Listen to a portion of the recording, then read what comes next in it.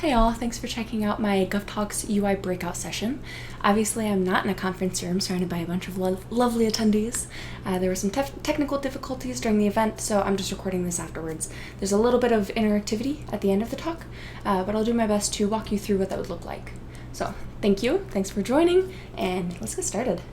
Alright, so we are going to be talking about designing smart layouts in the GovHub. The GovHub, in case you don't know, haven't watched the other videos, whatever, the GovHub is what we're calling the new platform based in Drupal 8. So it has a whole new content model, a bunch of new layout options that you can take a hold of.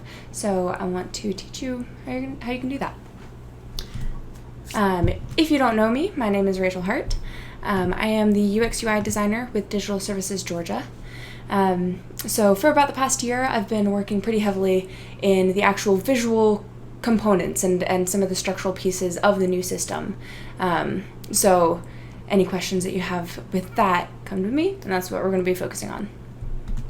So our agenda for this talk, I'm going to start with going through some layout options. So this is a little bit of carryover from the Drupal 7 version of our platform, but it's a lot of new stuff that I want to make sure that you understand. Then I'm going to go through some guiding principles, which is a little bit more broad speaking. It's not just talking about the platform, but with some tie-ins to how specifically you can use it as a platform agency. And then we're going to actually do a build-a-page workshop at the end with some sticky notes and some papers, and like I said, I'll show you how that all works. So I do want to point out that this talk is primarily aimed towards people who work on an agency website that is on the GovHub platform, or who will be on the GovHub platform. If you are not on the platform, then there are hopefully still going to be some good takeaways for you, but I am going to be very specific for what we offer. So starting with some layout options. I have two things here that I'm going to be covering. One, landing pages, and two, text editor embeds. So starting with landing pages, what I'm talking about here, you might have some landing pages on your website currently. You definitely have one. It's your homepage. It's a landing page that we have indicated to be the front page of your website. But a landing page in general it's normally one of those top level nav items. So one of the first things in the menu. The purpose of a landing page is to introduce a section of content. So it's to introduce and link to the pages that are nested underneath it, especially if it is one of those top level navs. You want to highlight the most needed information, and you want to just group the content logically, and there's some really great ways to do that in the new system. So as an example, here are what our home pages look like right now. Here are a few of the Drupal 8 designs that we have put together for some initial agencies. So I just want to throw these out here just to point out that there's a lot of variety. Of course, there's different color palette options. That applies to your whole website, not just the landing page. But then on the landing pages themselves, there are different ways that you can lay out the content, different blocks that you can use, lots of fun new ways to use imagery and icons, just different teasers, different things like that. So a lot of different ways that we can use a landing page in the way that to make sure that it's going to work best for your agency and your content. So if you do have any landing pages, or if you've worked on your homepage or a landing page in your Drupal 7 site, then I want to start there just to kind of give you an introduction to something that you might already understand. So here's a homepage that you've probably seen before. This is the homepage for the Georgia Department of Revenue. The way that this breaks down, we've got one big region going across the top. Underneath that, then it goes to 2/3 on the left and 1/3 on the right. And then underneath that, it's thirds all the way across. So this is our one option for a landing page in Drupal 7. It goes big to small, that's it. And this is also not great for mobile. Anything that, for example, is that 5 region right there. That could be something at the very top of the page on desktop. It's at the top right corner of the page. When you get down to mobile, just the way that this content will restack, that content that's at the top right of your desktop page is not going to be all the way at the bottom of your mobile page. It's just the way that it works, and we don't have any way to control that better. So here's what we're going to be getting in Drupal 8 in the GovHub. So I'm going to walk through those home pages that I was showing earlier. This one is not too far actually from what we can do in Drupal 7. We've got a big region at the top and then thirds underneath that. This one starts to get a little bit more interesting. So we've got another big region at the top, but then it goes to 1/3, 2/3, and then it goes back to a full width region with a couple of sections of thirds underneath that. This one here, we've got 1/3 on the left, 2/3 on the right, and then 2 sections underneath that have full width regions, and then underneath that it goes 2/3 again. And then again, just something different. So I just wanted to show some of the variety that we can get here. There are lots of options. Really, if you just keep stacking these sections on top of each other, you can get whatever layout you need to. And then this is also really great for mobile. So instead of working all as one big section with one option of region that everything on the right side is going to stack to the bottom, now it works at the section level. So everything that's at the top next to each other is going to be at the top on mobile. In the middle section, then this 3, 4, 5 regions, those are going to be in the middle of mobile, and then what's at the bottom of desktop is going to be on the bottom of mobile. So I know I'm saying a lot of words, sections, regions, blocks. What are we talking about exactly? So we're going to be talking about some definitions. Woohoo! Favorite thing. So a big picture version of this. So we've got sections, regions, and blocks. Sections are the full width things. They're the things that hold together your region. So each section can have its own unique layout, and everything within that section is going to stay together from desktop to mobile. The regions then are the layouts that go inside of those sections. They determine whether it's full width or if it's 1/3 and 2/3 going down the page. And then the blocks are the actual pieces of content that sit inside of the regions. So going into this a little bit further, at the section level, you can determine a title for the section as a whole. So everything that's in that one section is likely going to relate to each other and all be talking about one topic. So if it's going to be helpful to give that a title, you can do that. You also determine the background color for that whole section. So this is going to be going all the way across the page. Some criticism that we've had of the Drupal 7 platform is that it looks very boxed in because we've got the content section in the middle, which has an all white background, and then any color beyond that is to the sides. Well, now you determine the background color for the whole section, and that stretches all the way across your screen. So it's just one big bar of color. And then you can also determine a background image, and same thing as the background color, up to a certain size because we want to be aware of file size. Then the background image is going to stretch all the way across your viewport, your window. So inside of the sections, we've got the regions. And like I said, these are the containers for blocks. You can do it full width. You can make it 2/3 and 1/3 next to each other, or swap those, make it 1/3 on the left and 2/3 on the right, or you can have thirds all the way across. So those are your different options for regions within a section. And then inside of the regions, you put the blocks, which are the actual pieces of content. So a single region can hold multiple blocks. So you can see right here in the middle section here, that region, that 2/3 region, is holding 3 blocks all on top of each other. Something to note, the blocks will always stretch to fit the size of the region. So that's a 2/3 region. Those blocks are going to stretch to fit to 2/3 of the width of the page. And I also want to say, we get some questions about can I make these blocks all be the same height that are sitting next to each other, something like that. And I do want to point out that one block cannot communicate with another block. So whether they're in the same region or if they're in neighboring regions, one block does not know how tall another block is, so they're not going to be displaying together in any sort of way. And that's just something that comes with having a site on a platform as opposed to your own individual site where we can control every piece. So at the block level, you can determine block type. So we have a handout that you can get in the link below that is going to explain some of the different types of blocks that you can get on a GovHub site. So we've got things like location teasers, we've got promos, which is just a title and description text and a link off. You can have a link collection, it's just a group of links, and you can have a title and a description for that as well. Just lots of different ways to display your content with these different block types. Depending on the block type that you use, there might also be a couple of different display options. So promo, for example, like I said, that's a title, a description, and a link. It's pretty simple, just promoting one single piece of content. you can choose whether to give that a normal display option, where it's kind of what you would expect. The title would be a bit large, and then the description text and the link are both pretty small, just normal body copy size. Or you can choose to give it a different display option, which we're calling large description or big description.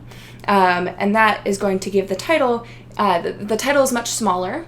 And then underneath that, the description is actually quite large. It's using pretty large text. So this is something that you'll want to use once on a page at most. And it's probably going to be something important on the page. So it could be, if it's your homepage, we've used this a few times for introducing the agency, just giving a one-sentence description of what this agency does and putting it right there at the top of the page so that someone coming to this website can understand at a glance what it is that they do. And then the link for this display option turns into an outlined button, just something a little bigger, a little bit more important. So then you can also put most block types into a card. So what I mean by that, at the top left of the screen here, it gives that block a background. It puts it inside of a little box. That background, if it's on a colored, a non-white section, then it's the background of that block is going to be white.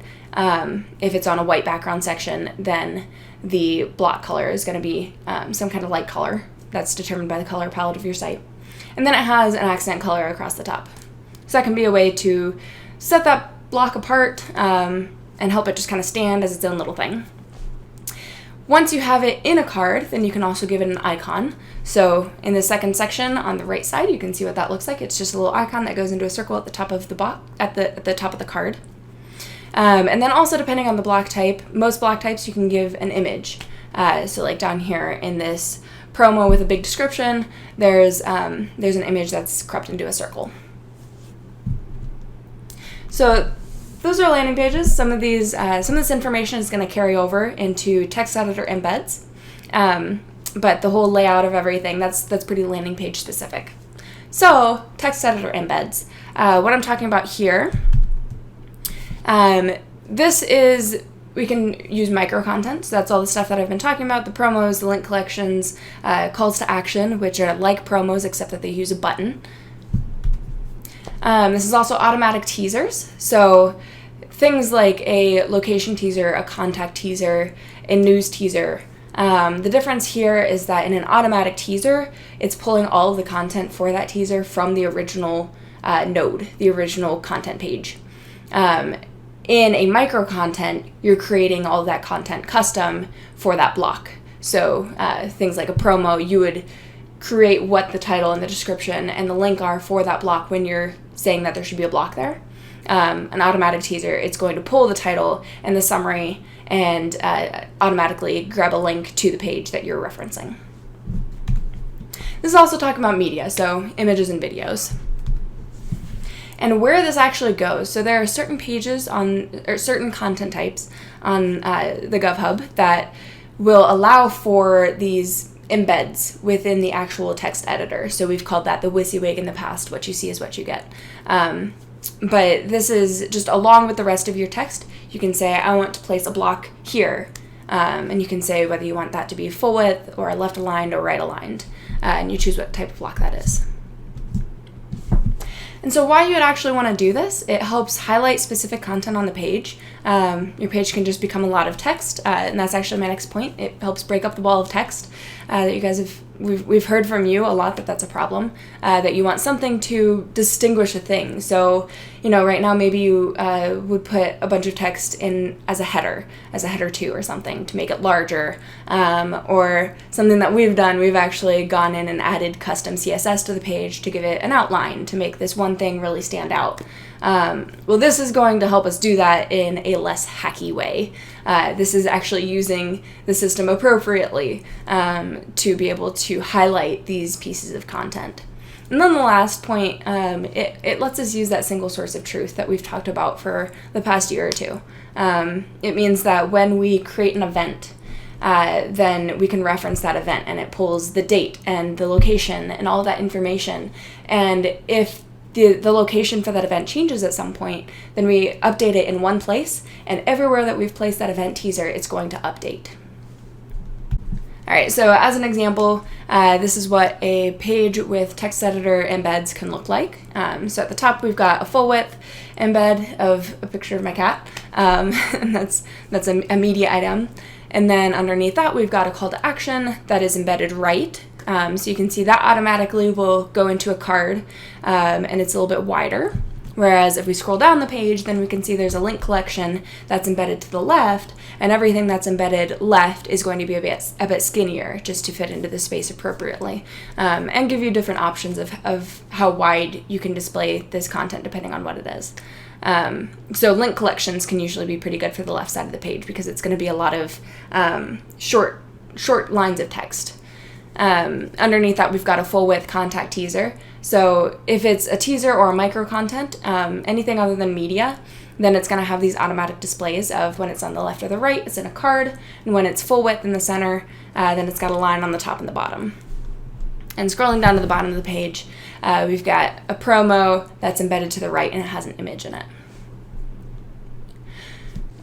All right, now that we've gotten through some pretty GovHub specific stuff with all of those layout options and the different sections and the regions and the different types of blocks that we have, we're going to talk about some general guiding principles. Because if you are a platform user, then you know that it was pretty restrictive before. Some pages ended up looking kind of similar to each other, and now we have this whole new world of possibilities, different blocks that you can use and different ways that you can create pages. But I do want to make sure that we're using it wisely. Got to listen to good old Uncle Ben.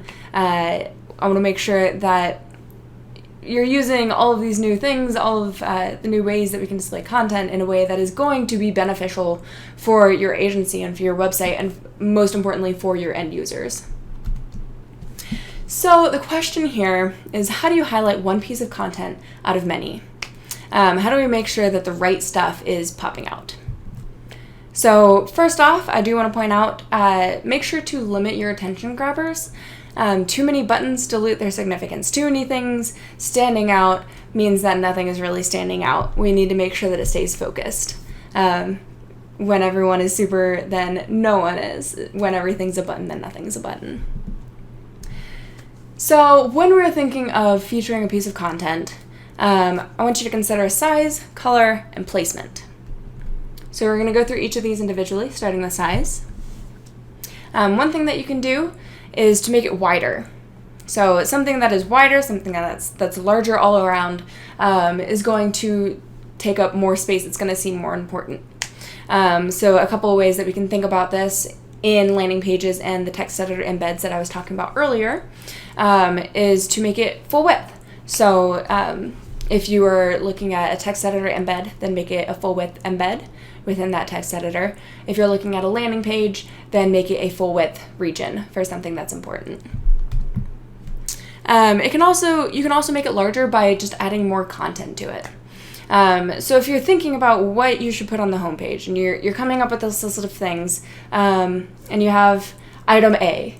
Okay, so you could include that in a link collection along with a bunch of other links. That's one way to get that item A on the page. But if item A is more important than the rest, then maybe it needs to have its own thing. Maybe it needs to be a promo, where it has that title and description text and a link off to it. Something that takes up more space.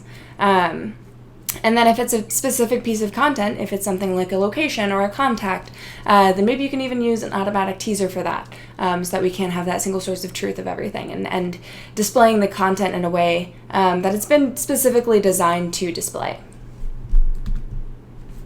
And then also we can think about just making the text and the elements larger. So that's having a larger image on there,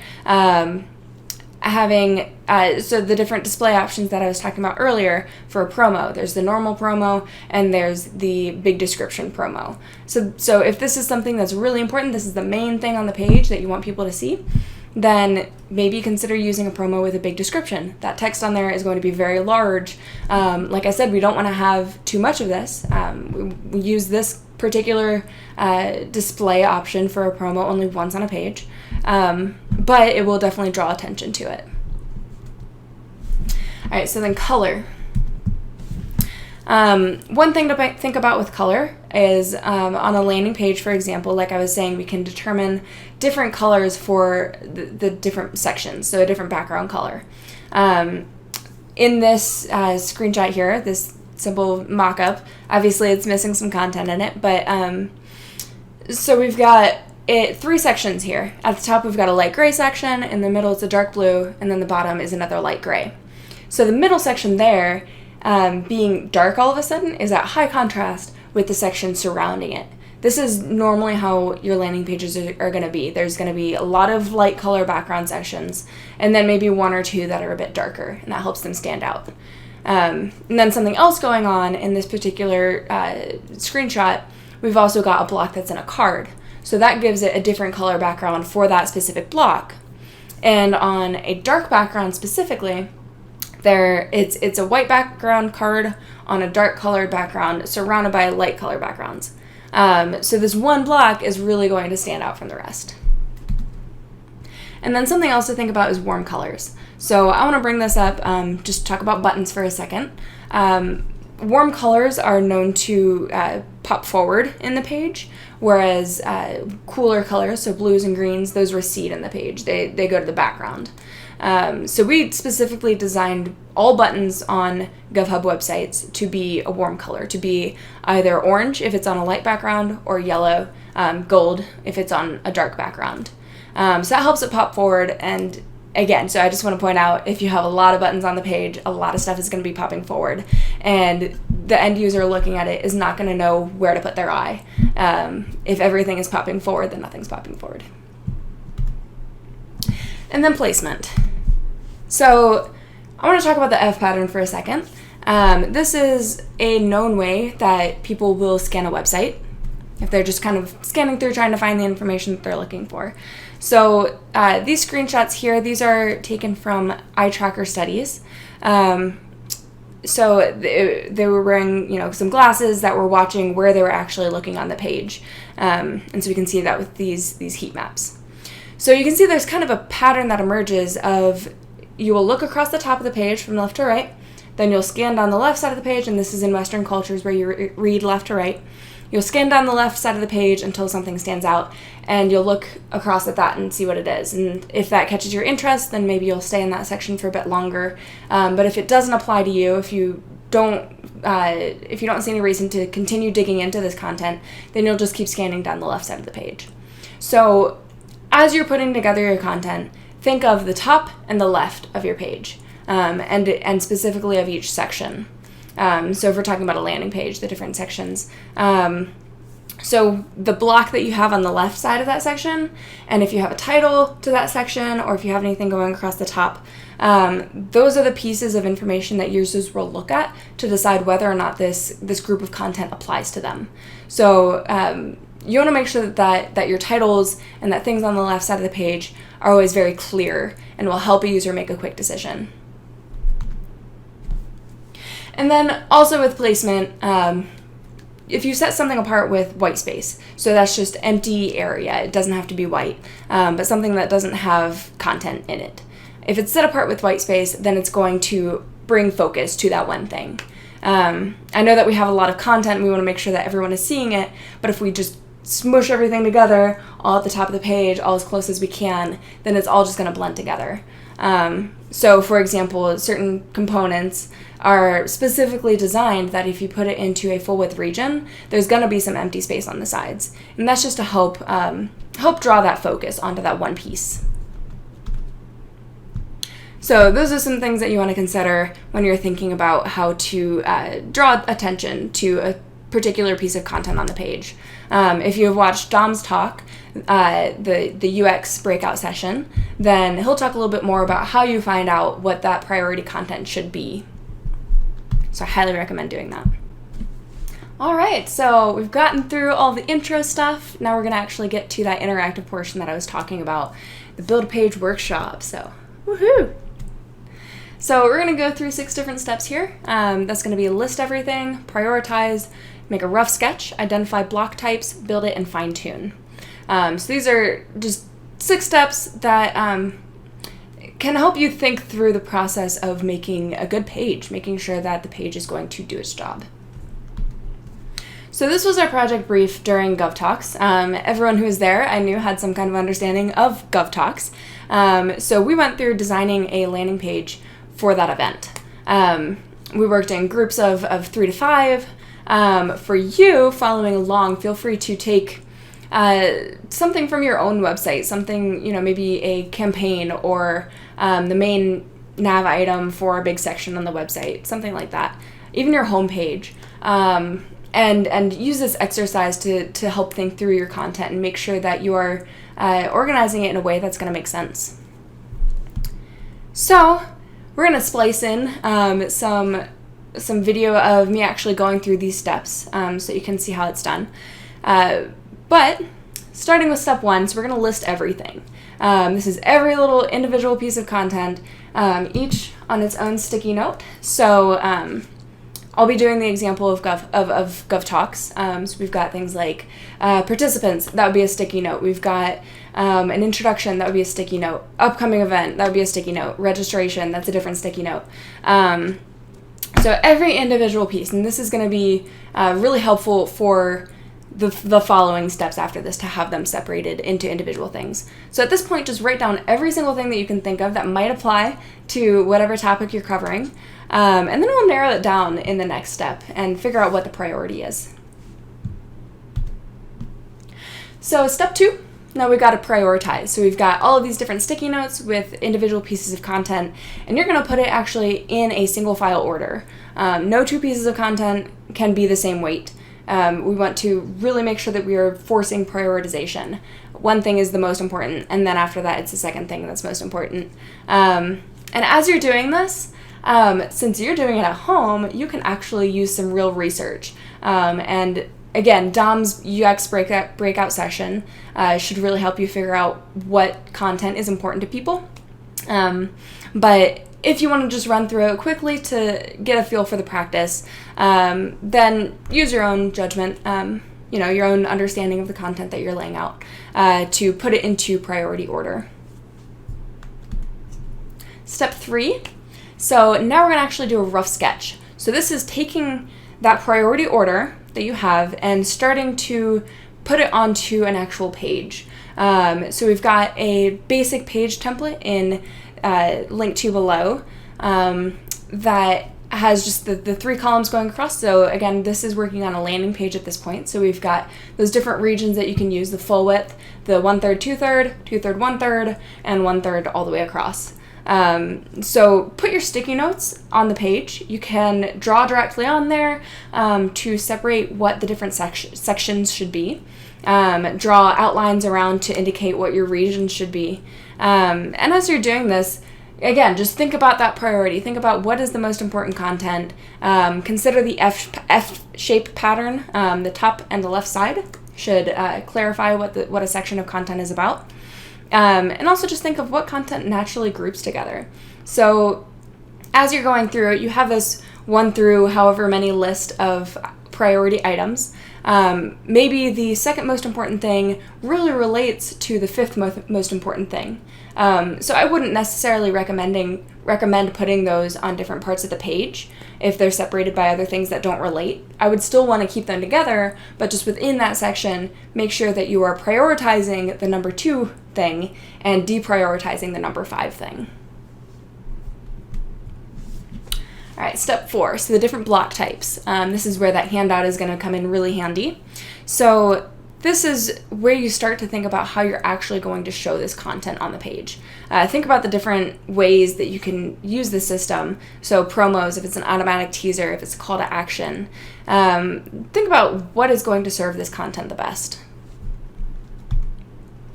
Step 5, this is where you would actually build it. So you can do that by hand a little bit still, and you can start to draw out what your different content types might look like. For sake of time, it might be easier if you actually just go into your staging site. So go into some kind of safe environment to create a page and try it out and see how these different pieces go together.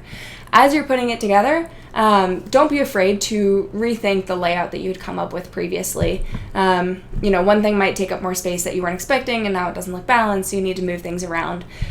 Just always come back to what that priority order is. And then step 6, once you have a page put together, then you're going to fine tune it. So you're going to think about, does it feel balanced? Is the right content standing out? Going back to the priority of content and what matters most to people. And this is where you're going to pick some of those more visual things, so the background colors. Does anything need to go into a card? What should have images and icons? All these different, very specific pieces come at the very end of all of this, as you're after you've thought through the content and what people are looking for. Then how can we add these little touches to just help the page flow better and make sure that the right things are standing out? So that was the process. This is, some close variation of this process is what I will use every time that I create the design for a page.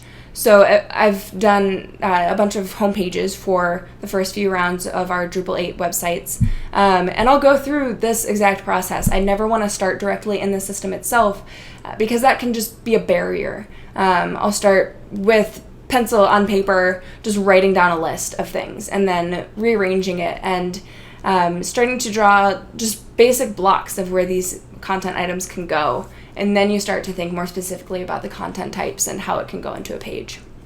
And I do want to point out that this process applies to not only landing pages, it applies to any page where you're going to start using some more visual layout items. So if you are just creating a topic page for a piece of content, or a program or service page is great for this also, because there's a lot of the same layout options as what you would get with a landing page. Thinking through the content first and starting with the words and the topics that people care about, and then going from there and getting more specific as you go along. Great, thank you. I hope that was helpful. Thanks again for watching. If you have any questions about this topic, or if you want to schedule a one-on-one office hours session, then you can reach out to our outreach director, Yen Tang. So her email address is yen.tang@gta.ga.gov. So thank you again. Have a great day.